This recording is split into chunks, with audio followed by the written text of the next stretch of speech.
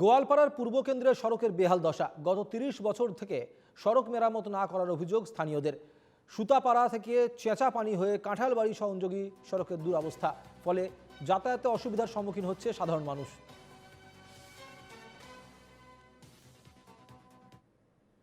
রাস্তাটো প্রায় ৩০ বছরের হল এনেকাই রাস্তা মানে একেবারে বেয়া হয়ে আছে। আমি এমএলএ বানাও কিন্তু রাস্তাটা ইমান একটা কাম নহয়। এই কারণে মানুষ আমার পাবলিকের আহা যাওয়া সেই কষ্ট হয়ে আছে।